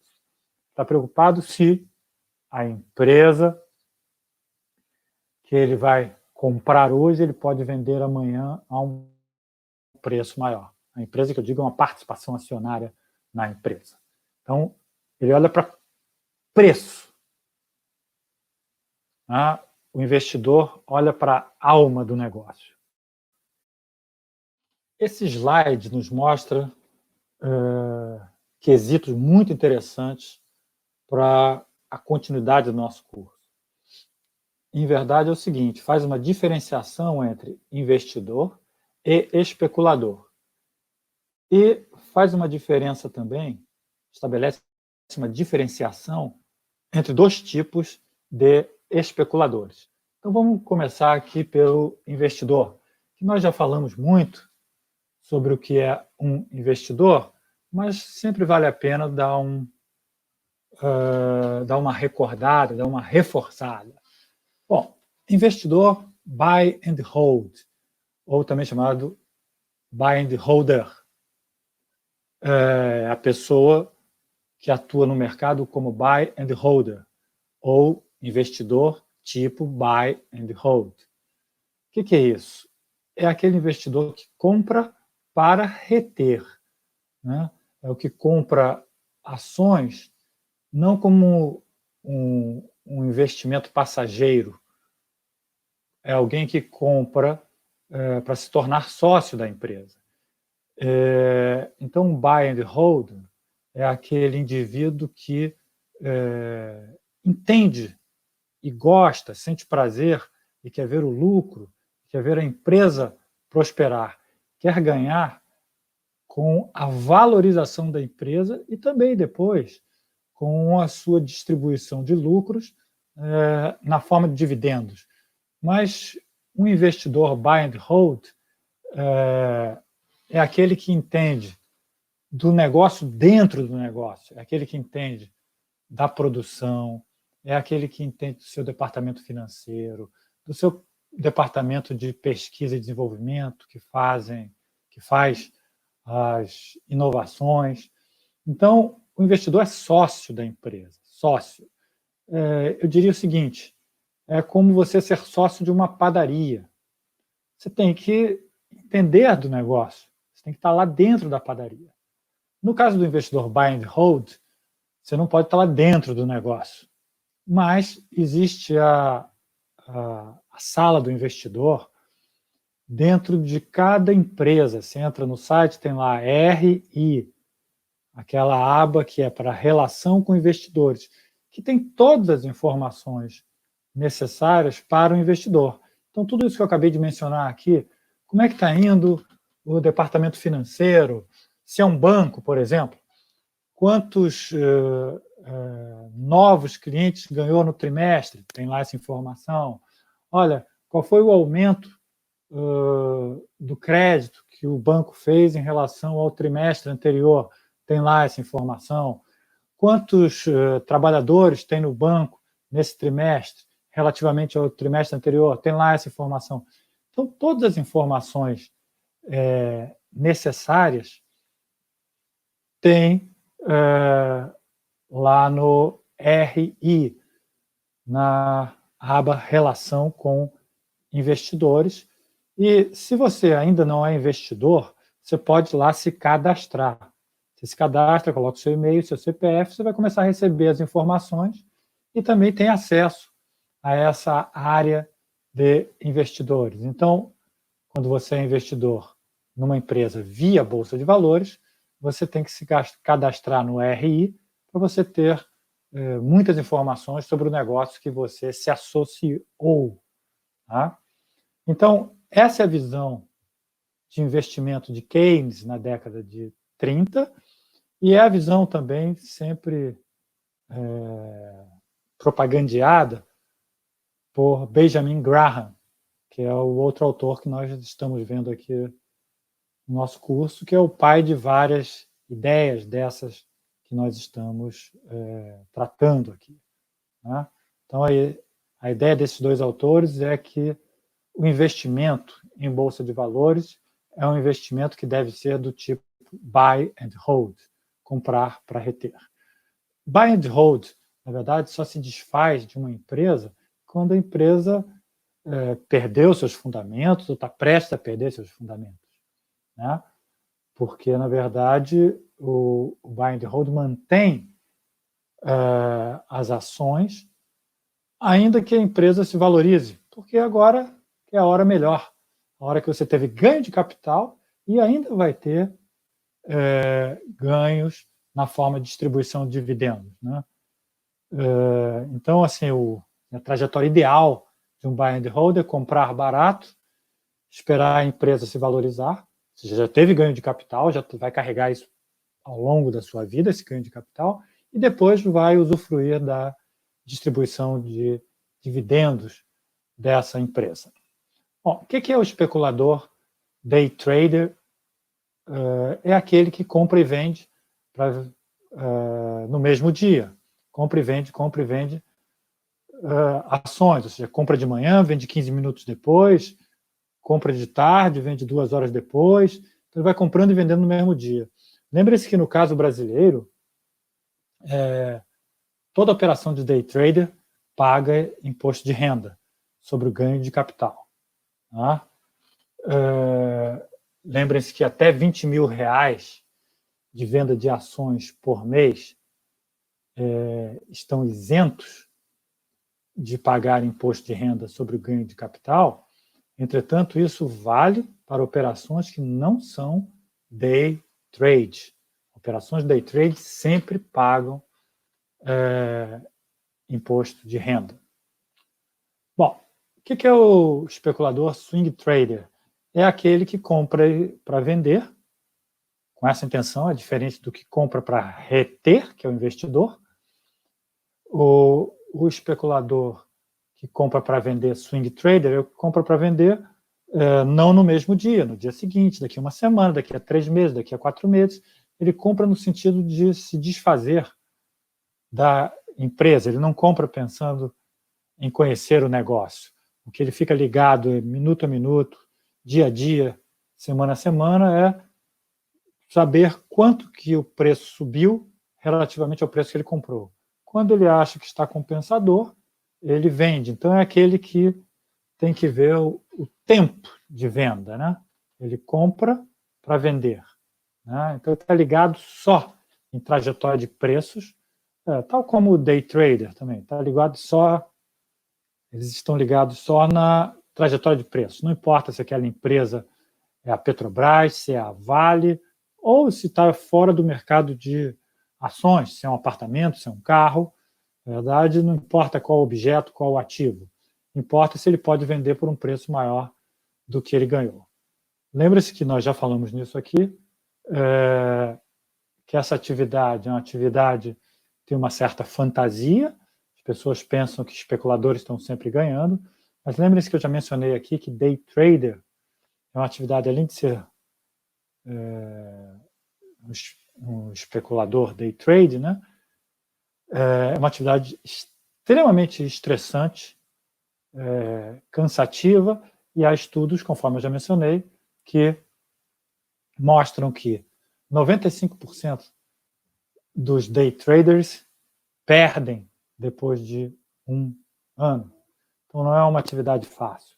É uma atividade difícil de ganhar, de day trader, e extremamente estressante.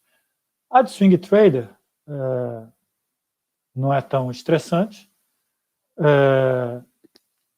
ganha-se alguns recursos, perdem-se recursos também, mas uma diferenciação importante que eu quero fazer é a seguinte: não é nenhum pecado ser especulador e não ser investidor.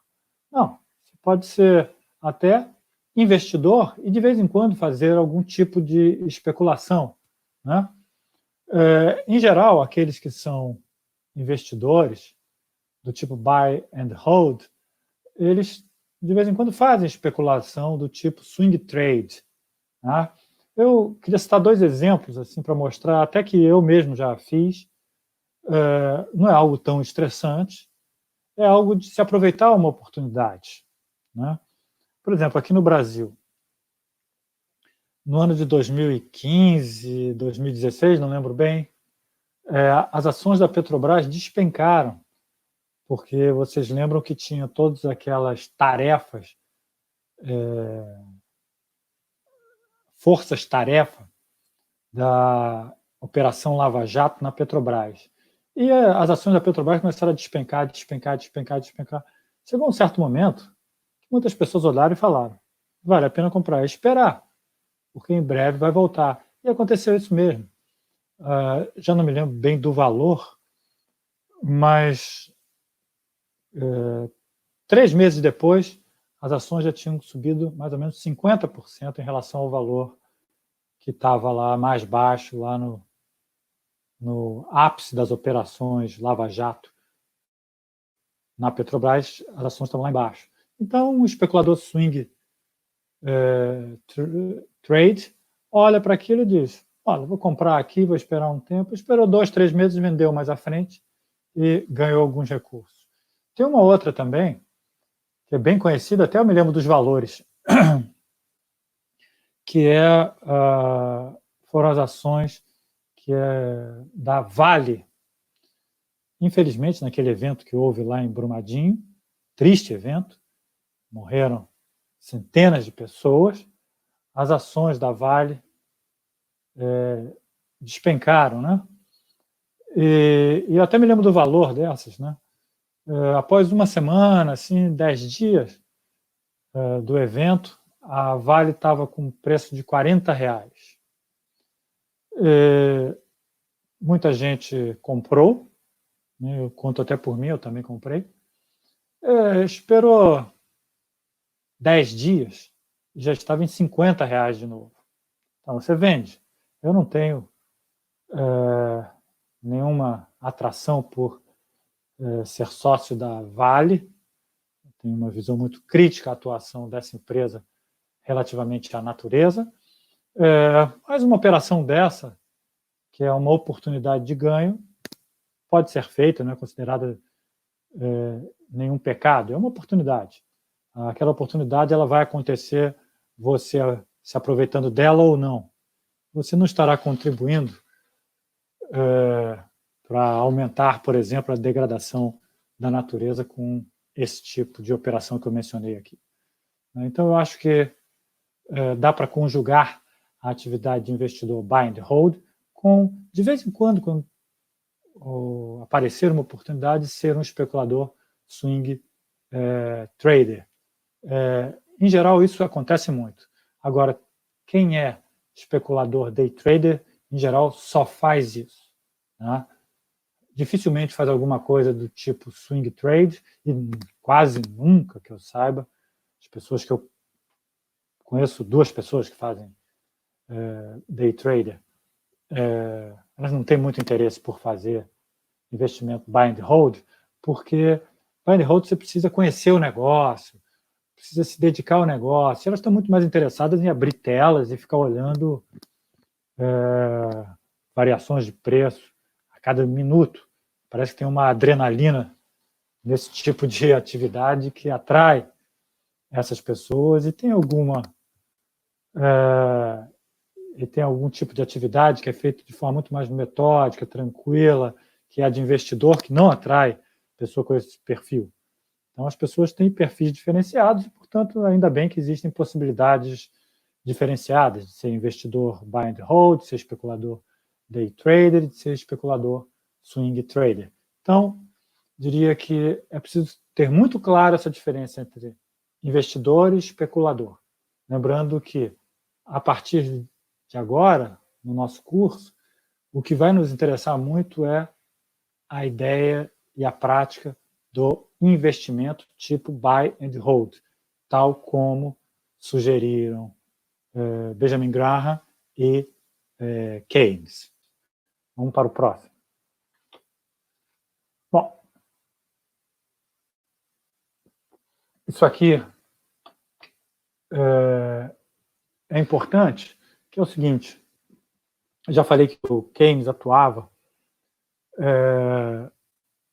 usando conta-margem na aula passada, e vou repetir hoje. Em geral, você vê os especuladores, day traders, eles são day traders, especulador do tipo day trader, usando conta-margem. Eles não falam que estão usando conta-margem. Vocês veem eles operando assim, estou operando 10 milhões. Você fala, pô, que maluco. O cara fica operando 10 milhões, comprando e vendendo.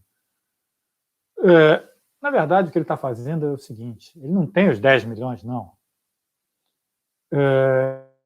Ele está operando 10 milhões ali de uma corretora. Aquela corretora empresta esses recursos para ele operar e ele não chega numa corretora já com a corretora dando já para ele uma conta-margem no valor de 10 milhões. Toma aí, opera 10 milhões. Não. Começa ali com 20 mil, aí vai ganhando confiança da corretora 50 mil, vai ganhando confiança da corretora 100 mil, e aí vai, sim vai. Mas tem você vê, eu já vi na internet, um camarada de operando, que nem nós estamos fazendo aqui, uma live, assim, algo ao vivo ali, online, no momento. Ele operando 10 milhões. Ele estava operando conta-margem, é óbvio. Que se a pessoa tem 10 milhões, não ficaria passando aquele estresse. Eu, pelo menos, não ficaria passando por aquele estresse. Se tem 10 milhões, melhor botar em títulos públicos, ler um bom livro, assistir um bom vídeo, do que ficar no estresse operando de comprar ações da Petrobras, da Vale, compra, vende, compra, vende, compra, vende. Então, o que acontece? Ele paga uns juros e ele paga uma tarifa da corretora para usar esse recurso. Então, ele compra e vende com dinheiro que não é dele. E o que acontece? Assim, no final de um determinado período, no final de uma semana, de um mês, vai lá e diz o seguinte, olha, você começou a operar com 10 milhões. Se você está com 10 milhões e 100, a corretora vai lá e tira os juros, as tarifas e leva. Se você operou com 10 milhões e no final você está com 950, você tem que botar a diferença. Então, é isso que é operar com conta-margem. Você opera com recursos que não são seus no principal e você ganha ou perde na margem. Então, é por isso que é conta-margem. Então, é por isso que vocês veem umas pessoas estressadas operando 10 milhões. Quem opera 10 milhões não tem 10 milhões. Um day trader que está operando 10 milhões, assim, um indivíduo, não é uma instituição financeira, é um indivíduo, está ali operando aquele estresse de compra, vende. Se tem 10 milhões, melhor não ficar brincando com 10 milhões. É melhor pegar os 10 milhões, colocar em títulos públicos e, conforme eu já disse, ler um bom livro, ir num bom restaurante, fazer um bom almoço, um bom jantar, assistir um bom cinema. Mas eles operam com conta-margem. Saibam o que é conta-margem, que é isso. Vamos para o próximo slide, por favor.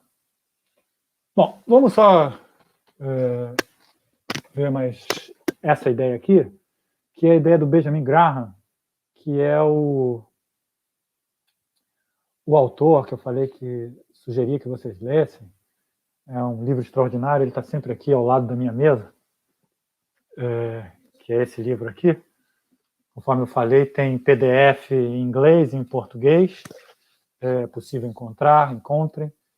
E leiam os capítulos que eu sugeri, porque esse autor é um autor muito, extremamente interessante. E conforme eu já disse na aula passada,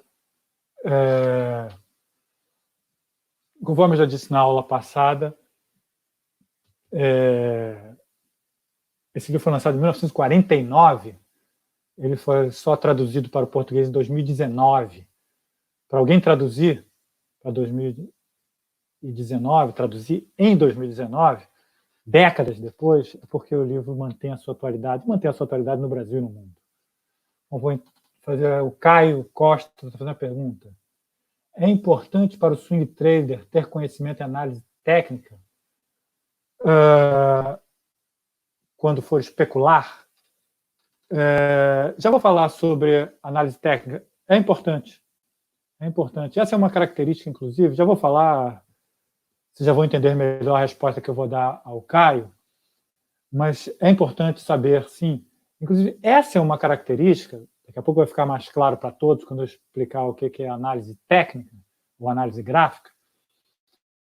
Na verdade, especulador não sabe nem qual é a empresa que ele está comprando. Ele está olhando para a variação de preços, que ele não sabe nem de quem é.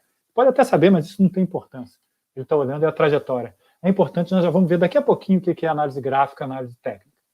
Tá? Vamos continuar aqui, então, voltando ao Benjamin Graham. Benjamin Graham, tal como o Keynes lá no capítulo 12 da Teoria Geral, que eu sugeri para vocês lerem com muita atenção, e o Benjamin Graham,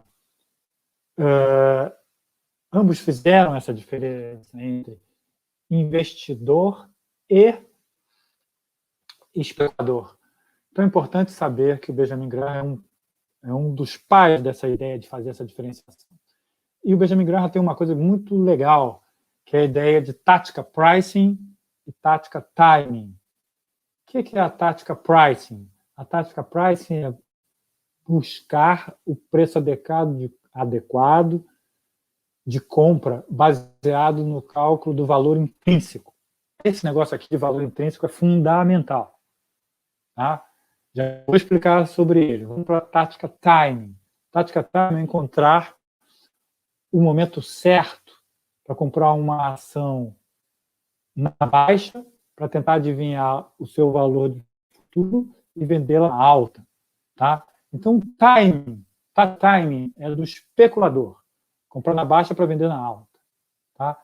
Tática pricing é do investidor, que é, agora eu vou explicar melhor, tá? O que é buscar o preço adequado de compra baseado no cálculo do valor intrínseco. Essa é a alma da ideia de se fazer investimento, é o cerne da ideia de se fazer investimento. Por quê? É você descobrir quanto vale de fato uma empresa, que é o seu valor intrínseco. O seu valor intrínseco é quanto vale de fato uma empresa. E olhar na Bolsa de Valores qual é o valor que ela está sendo negociada. Tá? Então você tem que encontrar lá na Bolsa de Valores, essa é a recomendação do Keynes, essa é a recomendação do Benjamin Graham, é encontrar lá na Bolsa de Valores, é fazer uma garimpagem, é olhar naquele grupo de ações que você tem interesse, é achar aquelas que estão sendo vendidas a um valor menor do que o seu valor intrínseco. O seu valor intrínseco é o seu valor real, é quanto de fato vale uma empresa.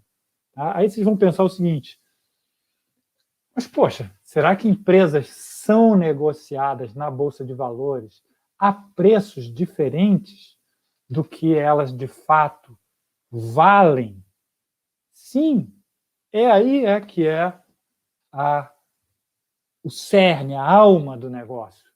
É você descobrir uma empresa que está sendo vendida por menos do que ela de fato vale. Tá? Ela de fato vale. E aí você tem que mergulhar em um determinado grupo de ações para encontrar uma ação que você diga, olha, essa ação aqui vale a pena comprar porque ela está barata em relação ao valor intrínseco da empresa. E aí nós temos que mergulhar, então, nesse caminho. E esse caminho que nós vamos mergulhar é o caminho do tática do pricing. A tática do pricing, que é descobrir ações que estão na Bolsa de Valores, aquilo que o Keynes falava, é comprar a centavos aquilo que valem libras. Né? Então, você paga alguns centavos por uma libra. Então, essa era a ideia do Keynes. Ele utiliza, inclusive, essa ideia que eu estou falando, com esses termos que eu estou falando. É necessário encontrar centavos, ações que são vendidos a centavos, equivalem libras. Né? Então, vamos para o próximo slide, por favor, e último, tá? Olha só, nós não vamos fazer esse mergulho hoje, vamos continuar na próxima aula. Na próxima aula eu já pretendo sair desses slides, nós já estamos saindo, né? Da operação de bolsa de valores para entrar numa parte mais de ideias, né? Então, nós vamos ver exatamente isso aqui, olha. O que é análise gráfica ou técnica? É muito curioso alguém chamar a sua análise de técnica, né? Porque parece que as outras não são, né?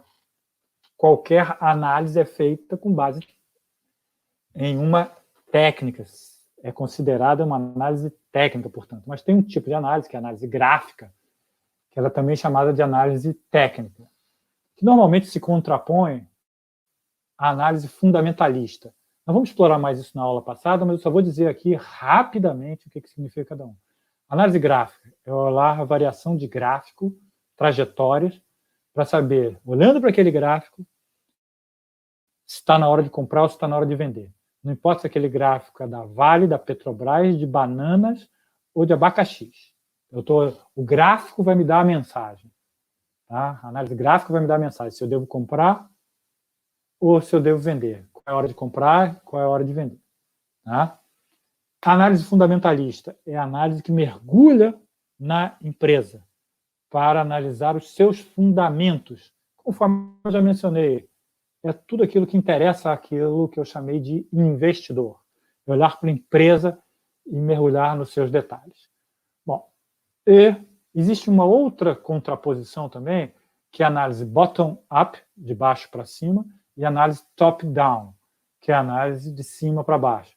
O que é a bottom-up? Bottom-up, você vai da empresa para o setor, para a economia, para o país, para o mundo. E a análise top-down, você faz exatamente o caminho inverso. Então, na próxima aula, nós vamos ver análise gráfica, análise fundamentalista, análise bottom-up, análise top-down. Eu diria para vocês, assim, para estimular o que nós vamos ver na aula que vem, o Benjamin Graham, ele fazia análise fundamentalista,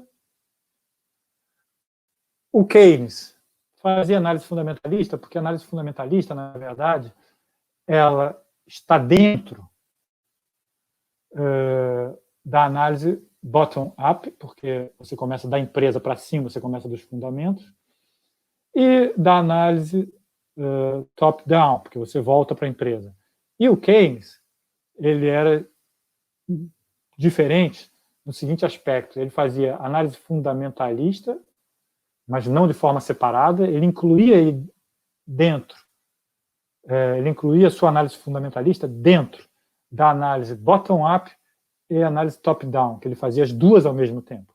Ele fazia de baixo para cima e de cima para baixo, e analisando o fundamento das empresas. Tá? Ele não tinha nada a ver com análise gráfica e técnica, nem o Benjamin Graham. A análise gráfica e técnica é basicamente a análise da especulação. Tá? Ok? Então, eu acho que por hoje é só. Me despeço de vocês aqui. Na próxima aula, nós vamos ver, então, esses 4 possibilidades de análise e vamos ver a atuação do Keynes no mercado de ações americano, basicamente em Wall Street, nos anos 30. Tá certo? Muito obrigado. Por hoje é só. Nos vemos na semana que vem. Um abraço a todos. Cuidem-se, fiquem em casa. Abraço.